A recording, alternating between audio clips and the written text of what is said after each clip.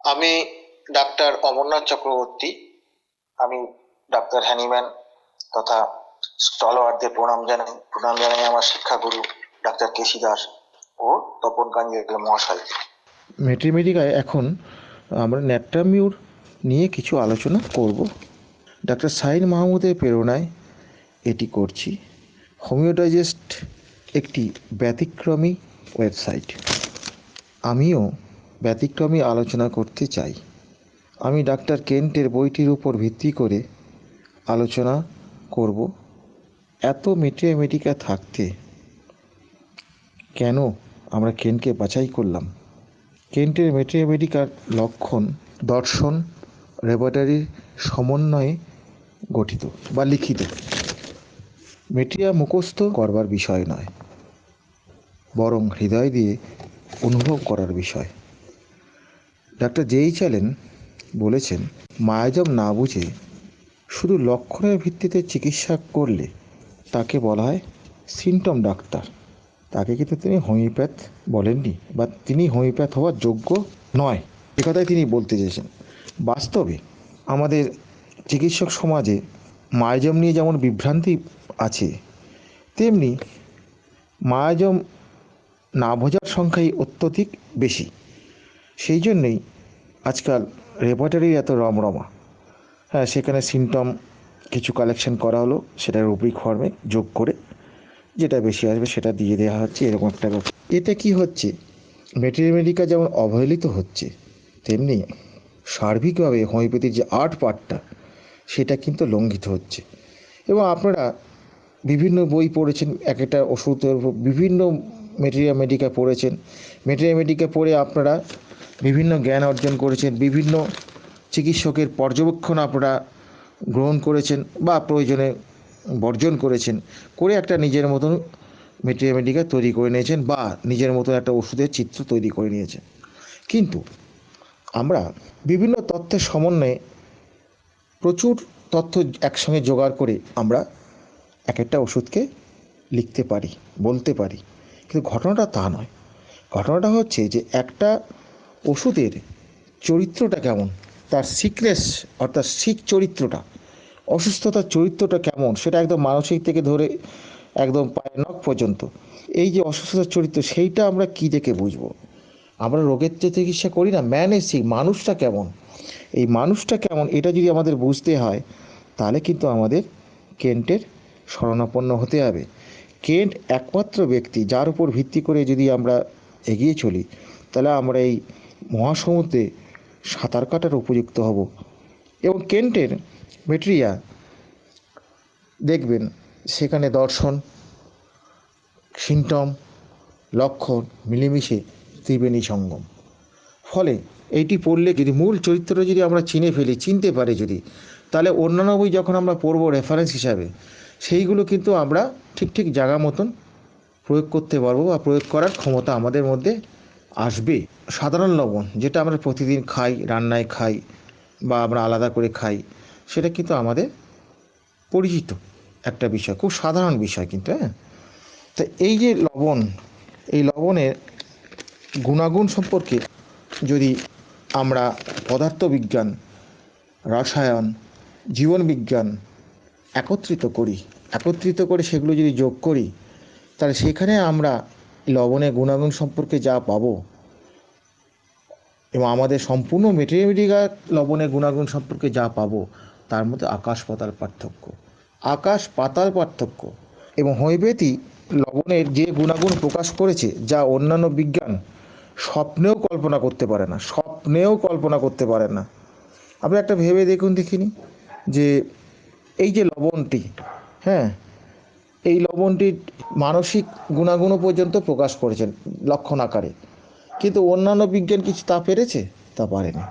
কারণ তাদের সেই চিন্তাভাবনা, সেই সূক্ষ্ম স্তর পর্যন্ত, সেই দূর পর্যন্ত তারা ভাবনা চিন্তা করতে পারেন না, এখনও করতে পারে না, স্টিল নাও এখনও করতে পারেন না। তাহলে আমরা বলতে পারি যে হোমিওপ্যাথি হচ্ছে সর্বাধুনিক চিকিৎসা ব্যবস্থা, কারণ এর ধারে কাছে অন্য কোনো বিজ্ঞান এই গুণাগুণ সম্পর্কে প্রকাশ করতে পারেনি। আমি গর্ববোধ করি আমি একজন হোমিওপ্যাথির ছাত্র, আশা করি আমার বন্ধুরাও তাই মনে করেন। এই সাধারণ লবণের বিশেষ গুণ হচ্ছে মানসিক লক্ষণ। এটি এই লবণের বিমূর্ত রূপ। ভেবে দেখুন, কোনো বিজ্ঞান কি এটা বার করতে পেরেছে? এটা আমি একটু আগেই বললাম। যেহেতু এটা বার করতে পারেনি, তাই এটা অবশ্যই সর্বাধুনিক। এবং যেহেতু এটা মনের লক্ষণ বার করতে পারে, ফলে এর ক্রিয়াও কিন্তু অতি গভীর। এ নিয়ে কোনো সন্দেহ আমাদের থাকা উচিত নয়। শুধু ক্রিয়া গভীর নয়, দীর্ঘ ক্রিয়াশীলও বটে। এবার আমরা 2 নং প্যারা বা অনুচ্ছেদে আমরা কেন্ট কি বলছেন? কেন্ট বলছেন যে এই খাবার লবণটি অতিরিক্ত খাওয়া এটাকে অসুস্থতাই বলছেন। আমাদের তো পেশেন্টের মধ্যে অনেকেই পাই যে অনেক পেশেন্ট আছে অতিরিক্ত লবণ খান, এবং আমরা তাকে বলি লবণটা একটু কম খাবে, লবণ ক্ষতি করবে, এইটুকু আমরা তাদের বলে দৃষ্টি করি। বা আমাদের তথাকথিত যদি তার হাই প্রেশার থাকে, তখনও আমরা তাকে লবণটা রেস্ট্রিক্ট করি, কারণ অন্যান্য বিজ্ঞান, অ্যালোপ্যাথি বিজ্ঞান সেটাকে একটা অন্যতম কারণ বলে মনে করেন।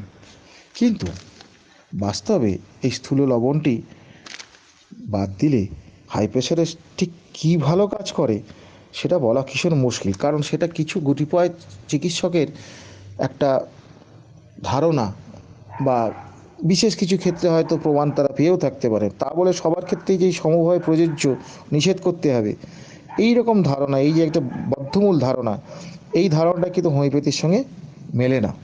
এখানে কেন্ট বলছেন যে এই যে অতিরিক্ত লবণ গ্রহণ করছেন, এটা কিন্তু তার অসুস্থতা। কীভাবে এই অসুস্থতাটা আসছে?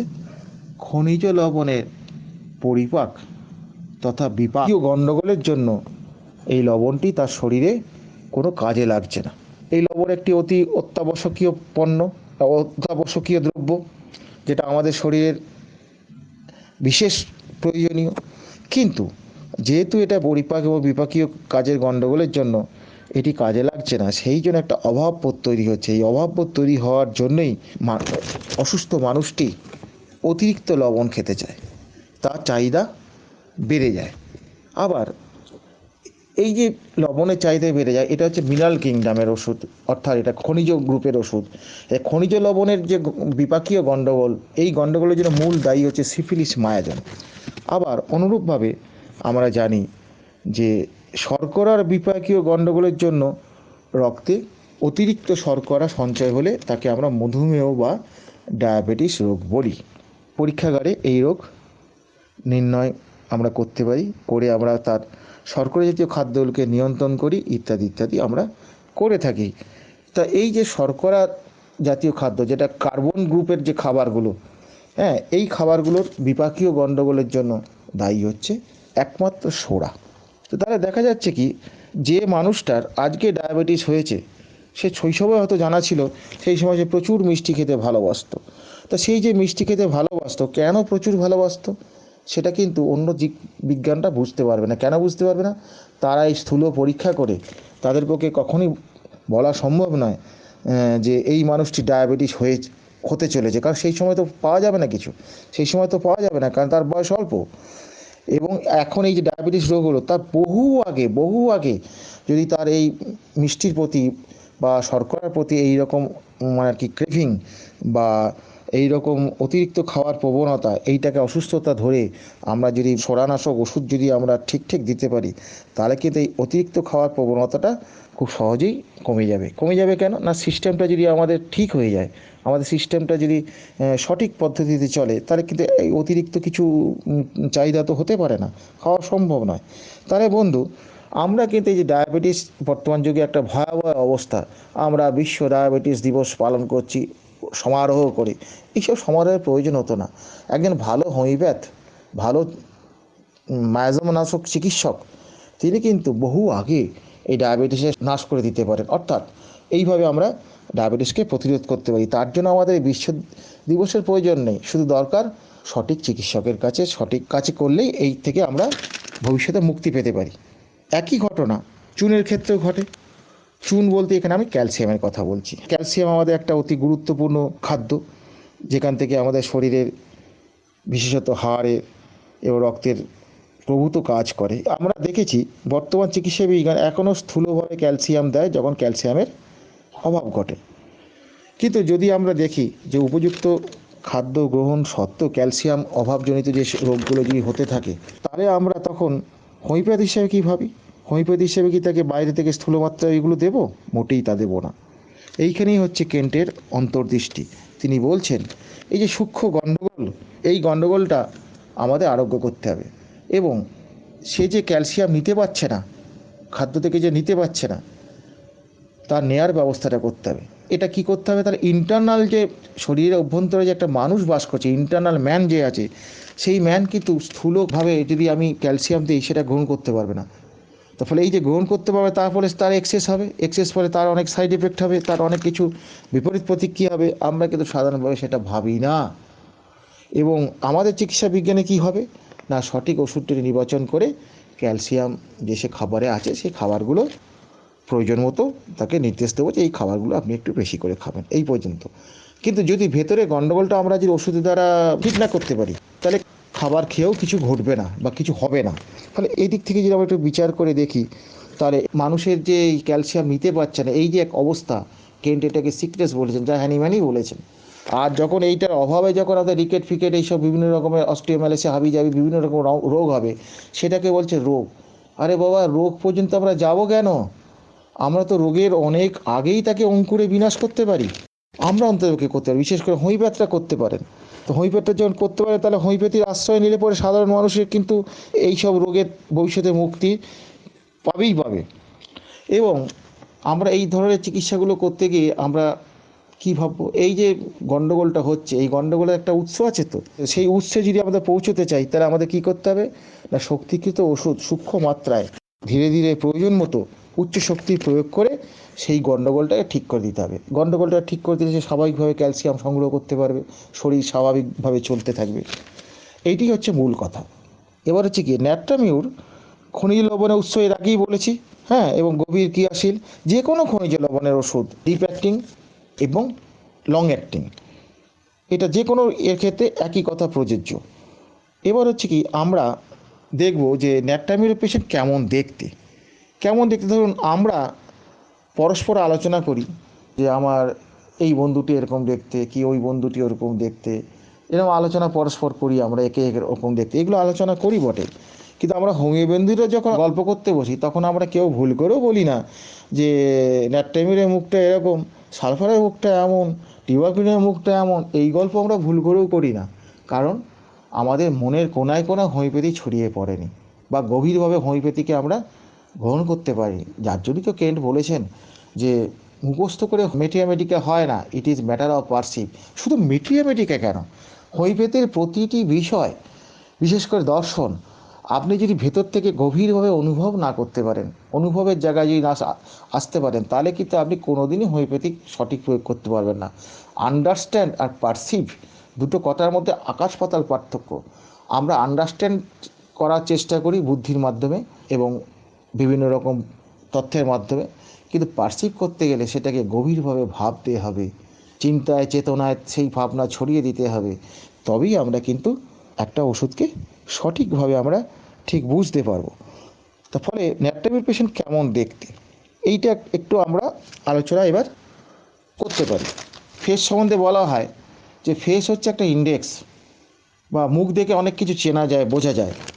আপনার মা আপনার মুখ দেখে অনুভব করে আপনি খিদে পেয়েছে কি খাননি, কি আপনি রেগে আছেন কি রাগেননি, আপনি আনন্দে আছেন কি আনন্দ আসেনি, এটা মায়েরা বুঝতে পারে। তারা কিন্তু আমাদের মতো যে সবাই লেখাপড়া শিখেছেন তা নয়, কিন্তু আমরা এত লেখাপড়া শিখেও, আমরা এত কিছু পড়াশোনা করেও, এত বক্তৃতা দিয়ে, এত পণ্ডিতি ফলিয়েও আমরা কিন্তু একটা মুখ দেখলে বলতে পারি না সহজে যে এটা ন্যাট্রামের মুখ, বা এটা সালফারের মুখ, বা এটা টিউবারকুলিনের মুখ, বা এটা মেডোরিনের মুখ। আমরা কিন্তু বলতে পারি না। এর দায় কাদের? এর দায় তো আমাদেরই নিতে হবে। আমরা আসলে সেইভাবে খুঁজি না, আমরা সিকনেসটাকে খুঁজি না বলে আমরা পাই না। এবার তাহলে কী হচ্ছে, ন্যাট্রামের মুখটা কেমন দেখতে হয় না, সাধারণ চর্বিযুক্ত বা তেলে এবং চকচকে। এইটা হচ্ছে ন্যাট্রামের একটা বৈশিষ্ট্য, যে তেল চকচক করে, চকচক করছে, একদম তেলে ভাব থাকে। মানে এরা পেশেন্টরা যেটা বলে যে আমার মুখে ঘামে খুব তেলে, ঠিক এই কথাটা বলে। তেলে এইভাবে প্রথমে বলে না, ঘামে খুব তেলে, সেটা কোথায় না আমার মুখে, চকচকে দেখতে লাগে। এটা যেমন একটা দিক। আবার ফ্যাকাশে বা মোমের মতো সাদা, এরকমও অনেকের থাকে। আর ন্যাট্রামি পেশেন্ট একটা ব্যাপার হচ্ছে প্রস্টেশন, বা শরীরের সর্বশক্তি যেন চট করে নিঃশেষিত হয়ে যায়। নিঃশেষিত কী করে হয় না, সাধারণ কাজ বা সামান্য পরিশ্রমেই যেন তার শরীর যেন এত ক্লান্ত নিঃশেষিত হয়ে পড়ে, মানে কি বলবো, তার আর নড়বার ক্ষমতা থাকে না, কাজ করার ক্ষমতা তার নষ্ট হয়ে যায়। তো এই যে অবস্থাটা যেটা হয়, এটা কিন্তু সুপ্ত সোরার সঙ্গে সিফিলিসের মিশ্রণে হয়। কেন হয়, কি করে আমরা বুঝবো সুপ্ত সোরার সঙ্গে সিফিলিসের মিশ্রণে? সিফিলিস একমাত্র মায়াজম যে ফিজিওলজিক্যাল পারভার্সন তৈরি করে। সোরার পেশেন্ট খুব অ্যাক্টিভ, ছটফটে, এটা যে সোরার পেশেন্ট। কিন্তু সিফিলিসের পেশেন্ট কি, যে একটু ছটফটে বা চটপটে এরকম কাজ কিছু করার পরে সে কিন্তু একদম অবসাদ বা ক্লান্তির অবসাদে সে ভেঙে পড়ে। তাহলে এই যে অল্প পরিশ্রমে যে ক্লান্তি হিসাবে ভেঙে পড়ছে, এটা কিন্তু সোরার বৈশিষ্ট্য না, এটা সিফিলিসের বৈশিষ্ট্য। এই সিফিলিসের বৈশিষ্ট্য সেই জন্যই হয় কি, চট করে এরা ভীষণ ক্লান্ত হয়ে পড়ে। এই জন্য এখানে কি হচ্ছে, সোরার যে চটপটে ভাবটা প্রকাশ পাচ্ছে না, যেহেতু চটপটে ভাবটা প্রকাশ পাচ্ছে না, সেই জন্য সোরা এখানে সুপ্ত অবস্থায় আছে। আর সিফিলিসের যে ক্লান্তি ভাব, এই যে পরিশ্রমটা নিতে পারছে না, পরিশ্রমটা করতে পারছে না, নিতে পারছে না, এইটা হচ্ছে কিন্তু সিফিলিসের জন্য। যেমন মেন্টালের ক্ষেত্রে আমরা পড়াশোনাটা সিফিলিস বুঝতে পারে না, নিতে পারে না, ডালনেস, ফিজিক্যাল লেভেলে সেটা হবে প্রস্টেশন। তো তারপরে কি হচ্ছে, আরেকটা কি হতে পারে, এই পেশেন্টে কি হতে, শুকিয়ে যাওয়ার প্রবণতা থাকতেই পারে। যেখানে সল্টের ব্যাপার আছে, সল্ট মিনারেল কিংডমের ব্যাপার আছে, সেখানে শুকিয়ে যাওয়ার একটা ঘটনা ঘটতেই পারে। যদি সেটা ঘটে, সেটা কিন্তু এই লবণের অভাবের জন্যই ঘটবে। এটাও কিন্তু সোরা একা করতে পারে না, এটা সিফিলিসের সাহায্য লাগে। কারণ মিনারেল মেটাবলিজমের গণ্ডগোলটা পাকায় একমাত্র সিফিলিস, আর অন্য কোনো কেউ পাকাতে পারে না। অবশ্যই সোরার সাহায্য লাগে, নাটের গুঁড়ি সোরা, বীজতলা সোরাকে বাদ দিয়ে আপনারা কিছু করতে পারবেন না। কখনো সুপ্ত বা কখনো সক্রিয় অবস্থায় সে কাজ করে। সক্রিয় অবস্থায় যখন সে কাজ করে, তখন সোরার সঙ্গে যখন সিফিলিসে যখন মিশ্র হয়, তখন সোরার বৈশিষ্ট্যগুলো চরম আকার ধারণ করে। আর সুপ্ত সোরার সঙ্গে যখন বৃষ্টি মিলিত হয়, তখন সিফিলিসের বৈশিষ্ট্যগুলো প্রকট হয়। এইটা আমাদের বোঝার বিষয়, এটা সিমটম দেখি আমাদের কিন্তু বুঝতে হবে। এছাড়া কেন্ট কী বলছেন না, উইকনেস, দুর্বলতা, এই দুর্বলতাও কিন্তু সিফিলিসের বৈশিষ্ট্য। আপনারা দেখবেন অনেকে 10 বার পায়খানা করে কোনো দুর্বলতা অনুভব করছে না, অর্থাৎ 2-4 বার পায়খানা করে দুর্বলতা অনুভব করছে, দ্যাট ইজ সিফিলিস বলি দুর্বলতা অনুভব করছে। এবার হচ্ছে কি নার্ভাস প্রস্টেশন, পরীক্ষার সময় আপনারা দেখতে পাবেন, এটাও কিন্তু সোরা সিফিলিসের কম্বিনেশন, সিফিলিসের প্রাধান্য থাকার জন্য এটা হচ্ছে। আবার নার্ভাস ইরিবিলিটি, এটা কিন্তু সম্পূর্ণ সোরার বিষয়।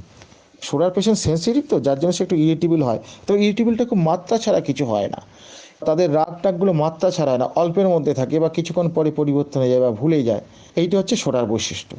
তাহলে এখান থেকে আমরা একটা জিনিস বুঝতে পারছি যে সোরা এবং সিফিলিসের সঙ্গে যে কম্বিনেশানগুলো, বিশেষত যখনই মিনারেল কিংডমের যখন ওষুধ থাকবে, সোরার সঙ্গে সিফিলিসের মিশ্রণটা কিন্তু আমরা সেখানে পাবো।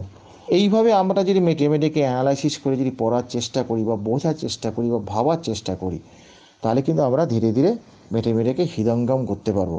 কারণ ব্যাপার হচ্ছে কি, যে কোনো মেটেরিয়াল মুখস্থ করা সম্ভব না। স্বয়ং হ্যানিম্যান, যিনি এতগুলো প্রুভিং করেছেন, তিনিও মেটেরিয়াল মুখস্থ রাখতে পারেননি, যার জন্য তিনি একটা রেপার্টারি তৈরি করেছিলেন, ব্যবহার করতেন। যদি দুর্ভাগ্যের বিষয়, সেই রেপার্টারিটি স্টুটগার্টে মিউজিয়ামে জমা আছে, ওখানে সংরক্ষিত আছে, কিন্তু আজ পর্যন্ত সেটা প্রকাশিত হয়নি। যাই হোক, আজকে আলোচনা আমি 4র্থ অনুচ্ছেদ পর্যন্ত করলাম, এখানেই আজকে আলোচনা শেষ হলো। সবাইকে আমি ধন্যবাদ জানিয়ে আমি আলোচনা শেষ করলাম। সবার কাছে আমার একান্ত অনুরোধ, আপনারা যথাযথ পরামর্শ দিয়ে আমাদের বাধিত করবেন। আমরাও চাইছি আরও উন্নতভাবে এই সবগুলো প্রকাশ করতে, এবং হোমিও সমাজের যাতে কোনো উপকারে লাগে তাই ব্যবস্থা করছি। সবশেষে হোমিও ডাইজেস্টকেও আমি ধন্যবাদ জানাই তাদের সহযোগিতার জন্য।